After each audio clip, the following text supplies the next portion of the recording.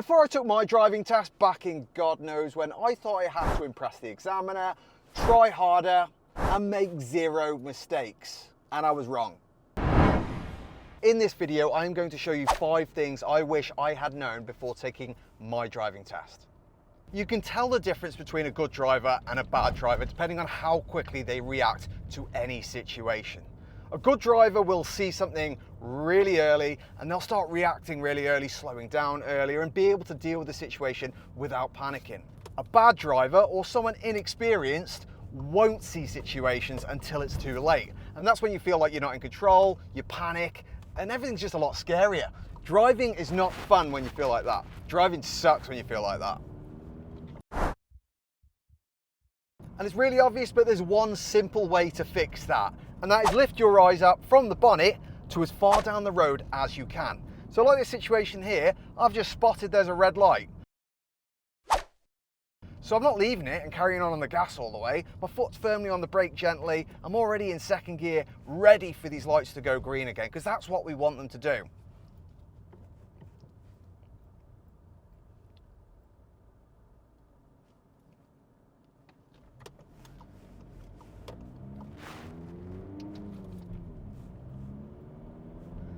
Now, a really good way to practice getting your eyes lifted up further down the road is to play something called the no stopping game. It's by far the best game you can play because it trains you to be looking for the important things that are going to affect your speed, such as traffic lights, which is the key one. And that's why this game's so good if you struggle with driving around town. So in the distance there again, we've seen some red lights. So I'm already dropping the gear down, dropping it down to second gear because what do we want those lights to do before I get there? We want them to go green. I'm not slowing anyone down because no one can do anything if I stop, if I wasn't there anyway. There you go, green light. Now look what happens. I'm flying past these two. It's like I'm racing. West side, east side. I'm not racing. That's a terrible idea. But you get the drift. There is nothing wrong with doing that. It actually makes you look like a better driver.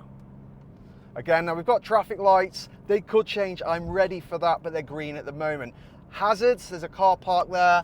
I'm going to change into the other lane early. I'm not going to wait till I get there, start panicking like crap. No, that's too late.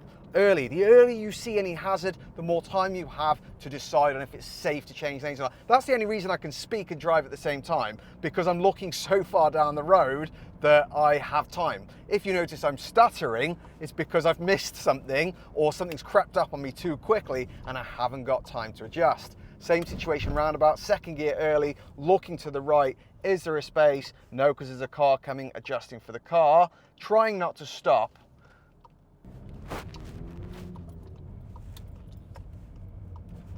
Now, the no stopping game simply means you are trying not to stop the car. It does not mean do anything dangerous, go through red lights or anything like that. It just means avoid stopping the car as much as is safely possible. And you wouldn't believe how much you can actually avoid stopping. You can avoid stopping around 95% of the time, give or take, okay? And I'm going to show you, we're going around a very busy traffic light and roundabout town centre here. And I'm going to try and stop the car. I'm going to try and not stop the car at all for the next few minutes, all right? And you have to look ahead. And it's a really good game you can play with your driving instructor or anyone. You can make a deal. Look at this, look at this. Look at the car coming around, so I'm having to slow right down, but I haven't stopped yet. Am I going to make it? Oh, the van, I can't go. I'm still rolling, but it's really slow. Are we going to let me get away with that? I think we should let me get away with that because probably like 0.1, but I hadn't fully stopped the car. And that's the trick. All you're aiming to do is not fully stop the car, but you have to slow down earlier to do that. And it's going to make your driving so much more comfortable, so much easier. You're going to start to actually like driving. You're also going to save a crap ton of fuel, which I don't know if anyone's seen the price of fuel at the moment, but that's a good thing. And most importantly, well, you've got someone sitting here for your driving test. How do you think they feel if you're smashing that gas into red lights, you know? What are they hoping you're going to do? And when you get off that gas early, what are you confirming to that person thinking there? You're confirming, I've seen the traffic light is red. You've said, I'm seeing it by taking your foot off the gas. And then they're thinking, good, this guy's seen the traffic lights red. Showing you're a good driver, you're ready for your driving test. Now, whoever you're with, make them a deal. If you stop in the next 10 minutes, you have to buy them a McDonald's. And if you don't stop for the next 10 minutes, they buy you a McDonald's. Or, you know, whatever you fancy. Bloody hell, nearly caught me off guard there because I'm talking. Clutch back up, lights gone red, slowing down nice and early. I'm slowing the person behind me down, which is good because there's a red light, and where do I not want that person to go? Into my backside. And guys, let's face it, when you pull off, what's easier? Is it easier to pull off from a standstill or easier to pull off when you're already rolling? It's already rolling is much easier in a manual car. What the aim of the no stopping game is, if you can see a situation early enough, you come off the gas earlier, help you slow down earlier, which will allow the situation to resolve itself. Such as a red light. If you get there late enough, what's the light inevitably going to do? It's going to go green, resolved. If there's a car in your way that's going to stop you, what are they inevitably going to eventually do? Get out the way. So your aim is to get there later so you don't have to stop. Does that make sense? Let me know in the comments if that makes sense. What do you think? What are your thoughts? What are your issues with this? It's an absolutely great game to play while you're following one of the test routes as well. You can get a free one in Driving Test Expert. You can use the Driving Test Ready app in the link below if you just want to see how ready you are while doing one of your test routes. The second thing I wish I had known before my driving test is called commentary driving. Commentary driving is simply talking through the process of what you're doing while you drive. People do it in everything. You know, when someone's really focused on something, you might hear them quietly talking to themselves, just what's going on next. Because you're giving your job a specific, you're giving your brain a specific job. And when your brain's got a very specific job, you're more likely to focus. I'm talking to you, the camera, so that's the very specific job of what I'm doing. And also, you hear me talking out loud sometimes because I'm giving myself a very specific focus of what I need to do. And if you do that on your driving test, you're going to massively reduce the risk of your brain going haywire and start thinking about what's the examiner writing, what's happening for dinner, why did I fall out with so-and-so. And it's hard because people feel absolutely ridiculous doing this sometimes. You know, I probably would have when I was younger as well, but the examiners are used to it and it's a recommended thing in advanced training. There's nothing wrong with it at all. You can even mention it to the examiner. I've had plenty of people mention it and pass their driving test, say, listen, I'm going to talk to myself a little bit. You don't have to shout out, there's a car coming, there's a red light. You know, you can just be normal, you can whisper to yourself. Okay, so here's an example. Traffic lights, green light, there is a person waiting by the crossing. You don't even have to say every word. You could just, you know, the odd thing. It's just, you need to keep your mind in what's happening ahead, not thinking about the examiner or anything else. So we've got green lights, they're going red. Okay, behind me there's a car, cool. Red light, just drop it into second. You know, it can be natural. It doesn't have to be crazy over the top. You know, the idea isn't make you out to be a weirdo. It's just to help you stay focused. And it also really helps the examiner understand what you're thinking. I can promise you, if you do learn to commentary drive, it's going to massively increase your chances of passing your driving test, just because half of the driving test is confidence and nerves. And if you learn to commentary drive, that will massively reduce your nerves, which will massively increase your chances of passing.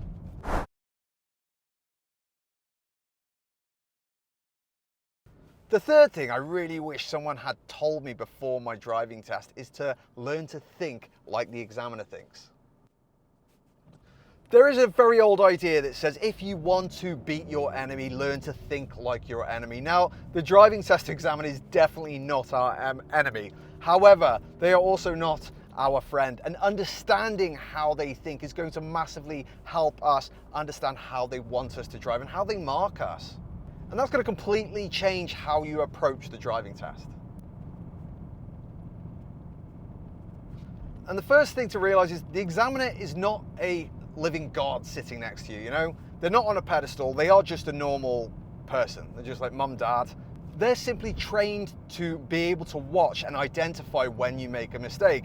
Where you go out with mum and dad and you make a big mistake, like you pull out on someone and mum and dad are screaming, "What the hell are you doing, man?" The examiner won't do that. They'll just calmly go, "Stop," and put it down as a serious fault, which can seem very heartless, but it's not. It's just calm and trained. The examiner really doesn't want to see a performance, all right? They want to see real driving. They haven't gone to theatre school, you know?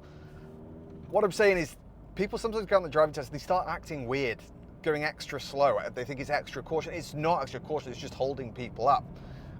Caution is when you get to roundabouts and hazards. You know, this is a straight road here, for example. If I start going extra slow, I'm just slowing everyone down. It's not cautious, it's silly. And if you wouldn't normally do that, you shouldn't do that on your driving test. There's also things like not taking a gap on the roundabout that you'd normally take, or doing the old mirror owl checks. You know, they don't want to see that. They know how you should check mirrors, and they just want to see you check your mirrors normally. The main problem people have with things like mirrors are they're not checking them when they're supposed to be checking them. They just start randomly checking them. You don't get extra marks for checking them when you don't need to check them. People often think of the driving test like it's a maths exam, you know? You do loads of revision the night before, maybe a week before, you know, if it's me a night before. And you go to your test, you try and memorize everything. You go in there and you write everything down furiously. The driving test is nothing like that at all. In fact, it's the opposite. You don't need to memorize everything or anything. Everything should be automatic. It's like swimming or riding a bike. Once you can do it, you can just do it. And if you can't do it, well, guess what? You're not going to pull something magic out of the bag on the day, because it doesn't work like that. You can't swim, you can't swim. You learn to swim, you learn to drive. The other thing to remember with the driving test is it's the opposite to an exam, because you start with 100 out of 100 marks. You don't need to prove to that examiner that you can drive by getting extra marks. You've got all the marks. You just need to not do anything silly that loses marks. Don't do anything silly, keep all your marks, pass your driving test. So when someone says, is the glass full, or half empty? The glass is full to the brim, guys. Just keep it that way. Loads of you are focusing on being a perfect driver. And guys, I've got some bad news. You're human, I'm human, and guess what humans do? We make mistakes. Every single day we make mistakes, and we do it in driving as well. You are not going to be perfect, okay? And you don't need to be perfect. You just need to be able to recover from the mistakes you do make and hope that you don't make any really bad mistakes. Those are the ones we're trying to avoid. And what I mean is, if you forget to check a mirror, okay, never mind. If you forget to stall the car, no problem. I often help people practice stalling the car, because stalling doesn't matter, the recovery of how to stall matters. Now don't get me wrong, situations it can matter, but most situations it's not a big deal. I had someone stall on their test. Becky stalled 4 times on a driving test and she still passed. How can you pass after stalling 4 times if it matters that much? What matters is how much you panic when you stall, and how quickly you're able to recover safely without causing further drama. It's like when you go and do a forward bay park or reverse bay park, you go over the lines. We've got people like, can I start again? What do you mean start again? No, just fix it. Go out, go back in. No one cares if you go over the lines, they care how you finish. Are you gonna leave your car like this? No, okay, well, don't. The problem you have with mistakes are when they turn into patterns. So if you aren't checking your mirrors, for instance, if you're in one of these test routes that I've suggested, and you drive for half an hour and you haven't checked mirrors 3 times when you should have, changing speed or direction, you've got yourself a pattern. And patterns are bad because they are going to show on the driving test. That's why mock tests are so good, because they show any patterns. If you stall the car because you feel under pressure 3 to 5 times in less than an hour, you've got yourself a bad pattern. That is when you do need to start practicing on focusing on fixing that skill.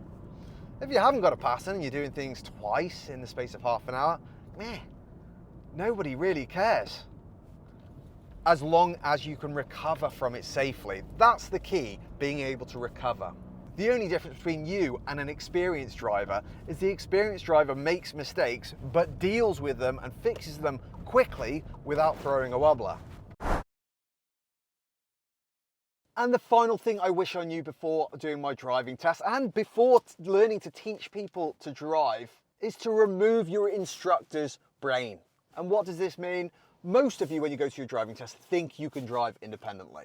I used to think my learners were driving independently when I was just giving them directions. But instructors and parents give away far more than they realise when you're driving around.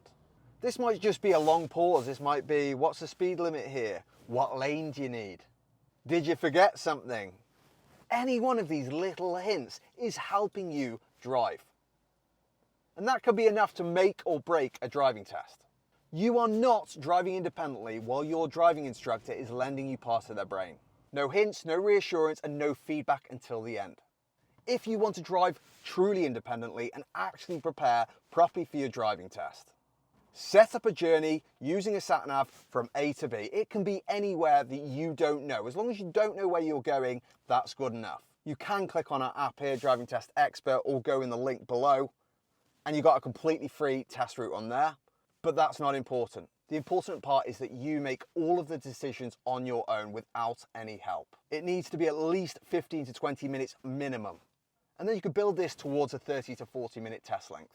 Basically, just turn a sat-nav on. No directions from the passenger. You have to make the decisions of what you're doing the driving. They can write down feedback and give it you at the end. And guys, this massively helps you prepare mentally for how it's going to actually be in the driving test. If that person opens their mouth at all to give you any form of help, unless it's just a pure direction, then you've essentially failed your driving test. Have a go and let me know. I wish you all the best of luck. I am Josh, your driving instructor. I'll see you all soon.